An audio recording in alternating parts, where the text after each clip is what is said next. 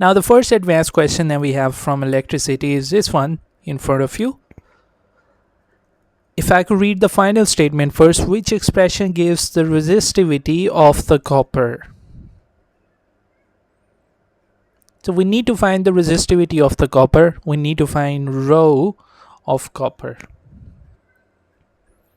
The copper wire is made up of one thick strand which is surrounded by 8 thin strands, and all 9 of them are connected in parallel with one another.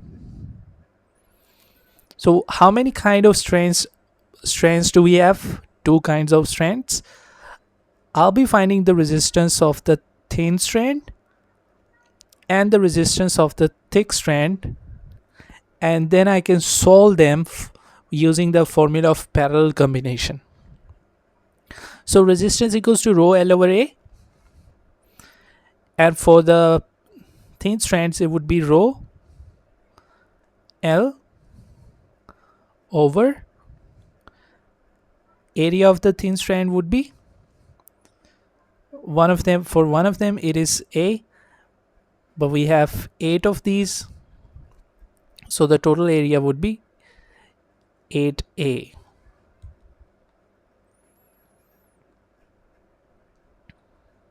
Alright, length is same for both of the strands. Thin and thick, length is same. So I don't need to write L1, L2. Now, what is the resistance of the thick strand? Rho L over A. Rho is the resistivity of copper. L is the length of the thick strand. But the thick strand, the cross-section area is 4A.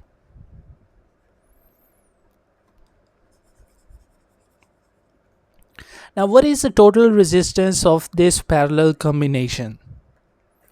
In order to find the total resistance, since these two are connected in parallel, you can use this formula: 1 over RT equals to 1 over R1 plus 1 over R2.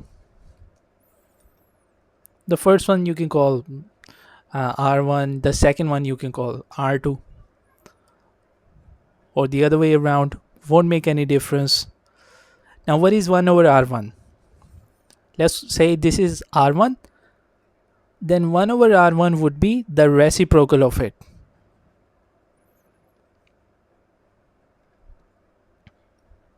Eight times cross-section area. Don't call it 8 amperes. This is 8 times cross-section area plus 1 over R2 means the reciprocal of this one. So 4A over rho L. Now in the next step, since the denominators are same, I can simply add these two. 12 times A divided by rho L. Now we need to form the expression for the resistivity, so I gotta make resistivity the subject. So I can shift resistivity over here. I'll be left with 12A. R would be multiplied on the other side divided by the length. So 12AR divided by L.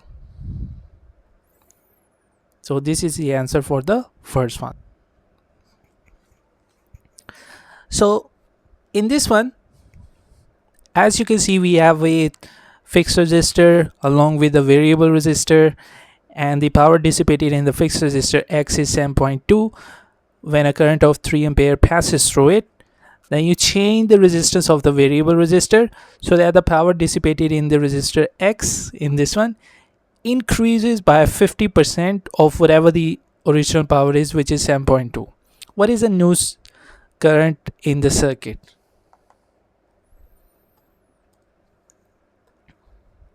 So the new current in the circuit needs to be found out.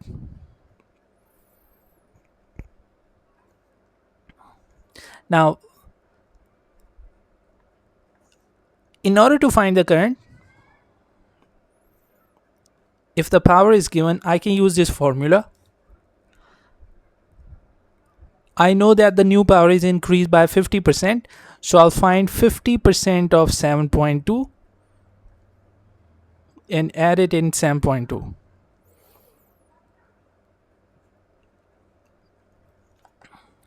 So I'll find once again 50% of 7.2 and I'll add it in 7.2. So the new power is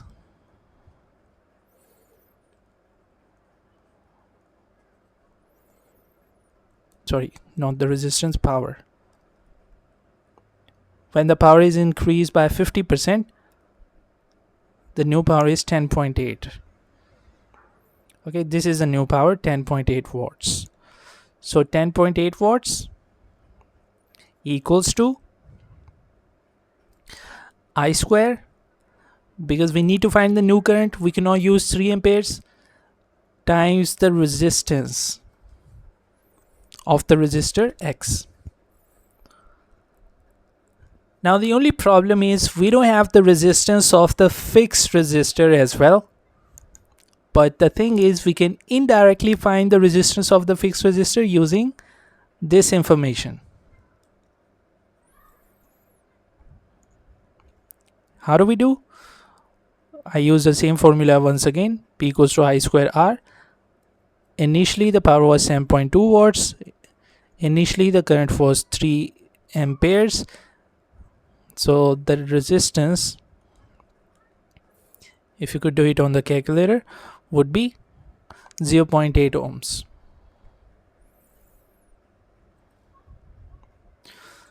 So 10.8 divided by 0.8 equals to I square. So you can use this value of resistance and the final answer would be 3.7. Alright, and then here we have the next one. So kind of a theoretical one. You need to have the basic concept of thermistor, LDR, and how their resistance affected by temperature and intensity of light for thermistor and LDR respectively. So what you want is, what would cause the voltmeter reading to decrease? You need to get small reading at the voltmeter.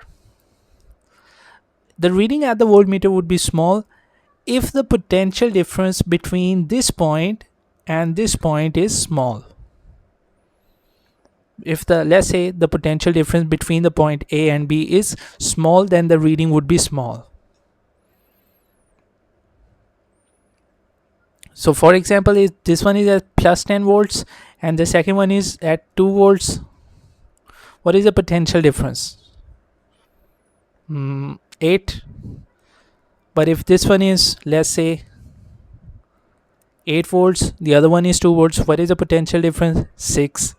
If this one is 4 volts, the other one is 3 volts, what is the potential difference? 1 volt. So let me call this one R1 and I'll call this one R2 and I'll call this one R3 just for reference. I'm not going to use any formula, by the way. This one R3 and this one R4. Now in order to get minimum reading at the voltmeter, in order to decrease the voltmeter reading, I need to decrease the voltage over here and increase the voltage over here. So for example, let's say, okay, let's just assume the initial voltage here was 10 and here it was 8. Okay, let's go with, let's say here it was 2. In order to decrease the potential difference, right now, by the way, the potential difference is 10. In order to decrease the potential difference, I need to decrease this one. And at the same time, I can increase this one. What is the potential difference now? 3 volts only. So I need to decrease voltage at R2. Let me call it V2.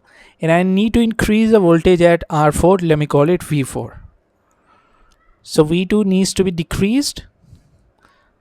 R4 needs to be increased. Now in order to V4 needs to be increased. Since the voltage and resistance is proportional, so in order to decrease V2, I need to decrease the resistance R2,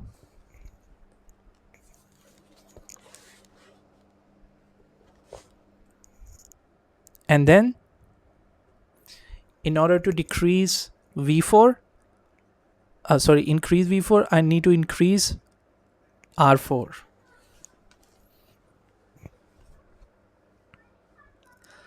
And also, since R4 is a variable resistor, this is the only tricky part here. R4 is a variable resistor. You cannot change the resistance of R4. So you cannot increase V4 simply by increasing R4 because it is impossible. It's a fixed resistor. Is there any other way you can increase the voltage V4? Yes, there is. What you can do is you can decrease this voltage. If you decrease V3 by decreasing R3, so less voltage share would be given to this one and more voltage share would be given to this one. So here we are linking the concept of potential divider. If I increase once again, if I decrease resistance over here, voltage here would be decreased and more share of the voltage would now be given to this one. So let us now take a look. R2 needs to be decreased, and since it was impossible to increase R4, rather we'll decrease R3. So what is R2? R2 is a thermistor. So how do we decrease the resistance of the thermistor? In order to decrease the resistance of the thermistor, the temperature should increase. What is R3? R3 is LDR.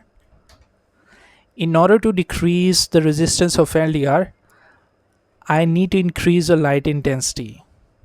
Intensity of the light must be increased. So that's why we have A as the right answer for this one.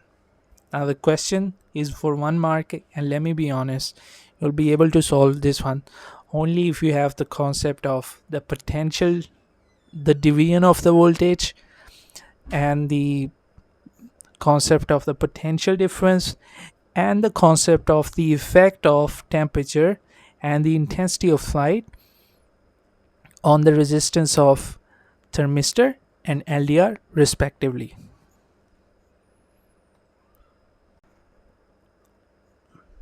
But that's not the case. So the driver cell is 2 volts, which means the voltage, the potential difference between the points Q, R would be 2 volts. Since there is no resistor here, so no energy would be, or no potential difference would be dropped. Entire 2 volts would be given across QR. EMF of the cell is approximately 2.5 volts. Sorry, 0.5. My bad. 0.5. This one is 0.5 volts. The cell has negligible. Okay, what is the expression for the approximate length QP? What should be the length QP in such a way that the voltage here is 0.50 volts? And if the galvanometer is reading 0 current, then the voltage between the points QP would be same as the EMF of the second battery. So at what length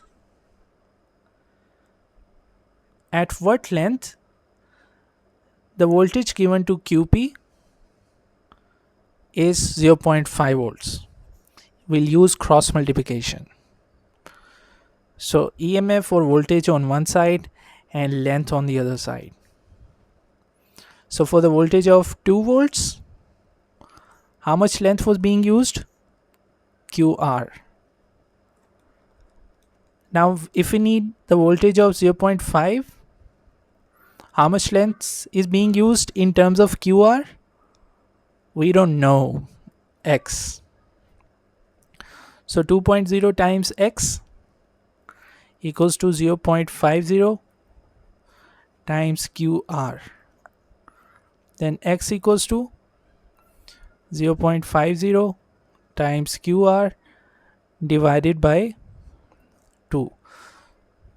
So 0.5 divided by 2 means half of 0.5 would be 1/4. You can check it out on the calculator also. So it would be the option A to R1. So you see, you're provided with nothing except for the lengths which correspond to the resistance R2 and the length that corresponds to the resistance R1. No EMF is given, nothing else. And both the galvanometers are at null point, at null position. Since the resistance is proportional to length, so you can say only because resistance is proportional to length, so you can establish a relation between the length and the resistance. So what does that mean? If they are proportional, so you can say R1 over R2 equals to L1 over L2, or since you need to find the ratio of R2 over R1, so you can put it this way: R2 over R1 equals to L2 over L1. What is the length L2? The length that corresponds to this resistance. So this is the only tricky part here. The length that corresponds to this resistance is not 80, it's rather this much length. How much is that? 80 minus 60, which is 20 centimeters, divided by, what is the length that corresponds to the first one? It is this one. How much is that? It is 60. And what do we get after solving this one? 2 over 3. So the ratio R2 over R1, sorry, not 2 over 3, my bad, 1 over 3. So the ratio of R2 over R1 would be 1 over 3. You need to find the potential difference between the points P and Q. What is the potential difference between points P and Q? Is it 9.6? No. There is no internal resistance, but still some of the voltage would be dropped over here. So what is the leftover voltage? I mean, the leftover voltage would be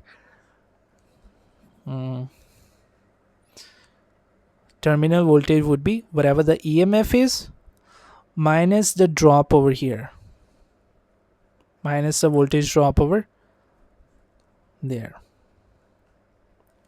So if I can find the voltage drop over here, I can subtract that voltage drop from 9.6 and I'll be getting the voltage between the points P and Q. Now let me use Kirchhoff's second law, which says the sum of EMFs equals to the sum of PDs. And I'll use this one as the reference battery. So whenever positive comes in front of positive, I'll subtract. If positive comes in front of negative, I'll add. So 9.6 reference, but positive in front of positive, it would be subtracted. But then positive in front of negative, it would be added. Equals to, we don't know the resistance of it, 3 resistors, but they are all identical, so I can suppose they all have resistance R. So the potential difference across this one would be, let's assume the current is I, the potential difference would be IR. The potential difference across this one would be IR. and the potential difference across the third one would also be IR, if this is a current I. So what do we get here?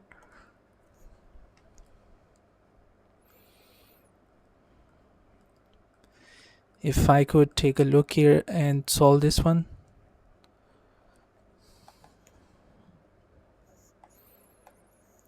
So 9.6 minus 8.4 plus 6.3. We get 7.5 equals to 3 IR.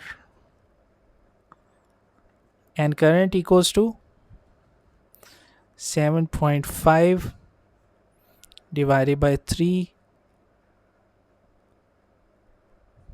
R. And what is 7.5 divided by 3? 7.5 divided by 3 is 2.5.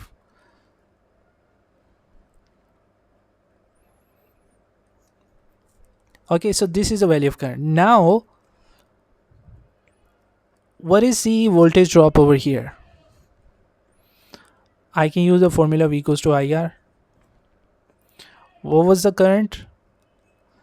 2.5 over R. We don't have the numeric value of current. Rather, we have the expression for the current. And this resistance as it is. So R and R would be cancelled out. The voltage drop would be 2.5 volts. So 2.5 volts is dissipated over here. Now what is the potential difference between the points PQ? It is EMF minus the voltage drop. 9.6 minus 2.5, 7.1.